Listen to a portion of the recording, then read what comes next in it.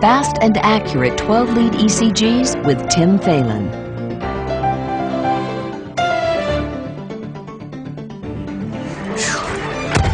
Oh, hi. Where am I right now?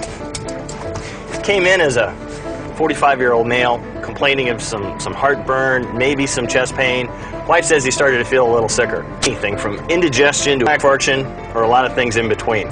But you know, this is and I'm doing it, so it's a pretty safe bet. This poor guy's going to be having an acute myocardial infarction. Why don't you come along with us and we'll show you how to do a 12-lead EKG. You ready?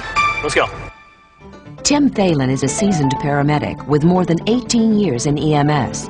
An internationally known author and educator, he has trained more than 25,000 paramedics and nurses on diagnostic 12-lead ECGs. Thanks for the nice intro.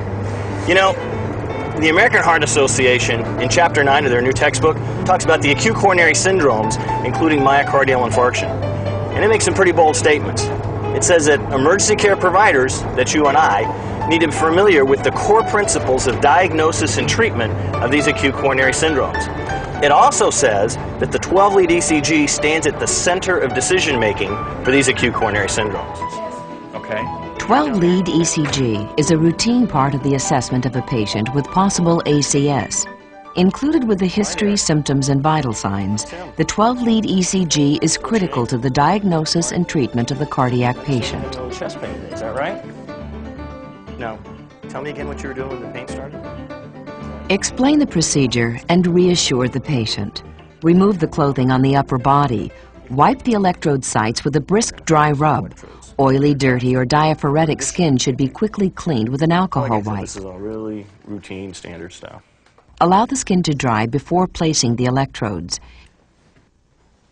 If necessary, shave or clip hair on electrode sites. There you go.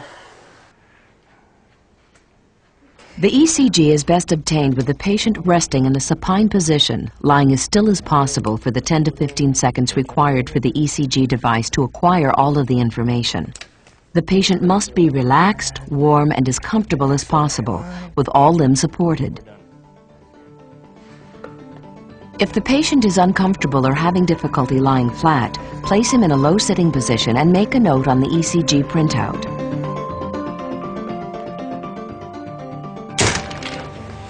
Well, you get the basic idea. But I would like to take a minute to go over a couple of key points. First, scene time. Studies and experience have shown that getting a 12-lead ECG does not prolong scene time, so don't be concerned about that. Second thing, getting a 12-lead really is pretty easy. Once you've done a few of these, you'll see for yourself. The truth is, the skills you've learned already are far more difficult than 12-lead acquisition. And remember, getting a 12-lead makes a difference on scene, en route, and arrival at the hospital. Of course, to be valid, it absolutely has to be done correctly. So, let's talk about ECG monitoring in general. Everyone is familiar with leads 1, 2, and 3. You learned about them in school, you've been using them for years on your job. And when you've used them, you did it for the purpose of identifying cardiac rate and rhythm. Now, each one of those leads is a view of the heart. Each one of those 3 leads has a single positive, a single negative electrode, and a ground. The actual view of the heart is seen from the positive electrode toward the negative electrode. That's why each of the complexes have a slightly different configuration. The ground electrode helps to reduce electrical interference and helps produce a clear tracing. To get a 12-lead ECG, we must isolate only the heart's electrical signal. The human body and external environment have many sources of electrical signals. The electrocardiograph can detect and reproduce the various electrical signals of cardiac conduction. The monitoring frequency response mode provides a 0.5 to 40 Hz view of cardiac conduction, while the diagnostic frequency response mode provides a 0.05 to 150 Hz window. This broader frequency bandwidth accurately reproduces cardiac electrical data necessary for diagnostic interpretation of the status of the myocardial muscle, which may be reflected in the ST segment of the cardiac ECG complex. The ST segment is found in the lower end of this electrical frequency window. An accelerated rate of play is assumed as the eligible receiver runs a complicated pattern downfield. The two backs protect the center and a lane is opened at angle Z for the elevation of the plane. Whoa! Time out. That's the textbook version of frequency response. Here's the real-world version. You see, the difference between 3-lead monitoring and 12-lead monitoring is not the number of wires coming out of the machine. The difference is frequency response. In monitor quality, the machine is not attempting to reproduce the full spectrum of cardiac electrical activity. Instead, it's just focusing in on the center portion, so it can see the QRS complex, so you can do rate and rhythm. In the process, it's filtering out some artifact, which makes the ECG clearer. That's terrific. But you cannot do this for ST segment analysis, because in monitor quality, you can't see the ST segment properly. That's why the 12-lead has to be done in diagnostic quality. In diagnostic quality, the machine is able to see the full spectrum of cardiac electrical activity. Not only the QRS complex, but the ST segment as well. You notice that the artifact is seen a little more clearly as well, but because we need to see the ST segment, all 12 leads must be done in diagnostic quality. The 12 views of the heart are taken with 10 electrodes. The 4 limb lead electrodes do not require precise anatomical placement. However, it is best to avoid sites that have a lot of hair, large muscles, or bony prominences. The upper limb electrodes can be attached anywhere along the arms, from the wrist to shoulders, as long as they are off of the torso. The lower limb electrodes may be attached anywhere from the ankles to the thighs.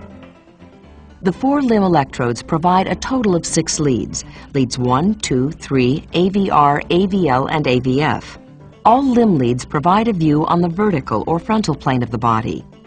The 12-lead ECG adds 6 views through electrodes placed on specific points on the chest wall. These chest leads, also called precordial or V leads, provide a view on the horizontal plane of the heart. The international standard for 12-lead placement requires that the limb leads be positioned on the limbs and not the torso. In reality, however, some emergency departments obtain the limb leads from the patient's torso. In that case, you may opt to do the same for the sake of consistency. So, while there may be some variation in limb lead placement, there can be no variation in chest lead placement. The chest lead electrodes must be obtained from their specific anatomic landmarks. Let me show you. Find the clavicle and position your finger just below it. Move your finger until it contacts the sternal border. You're in the first intercostal.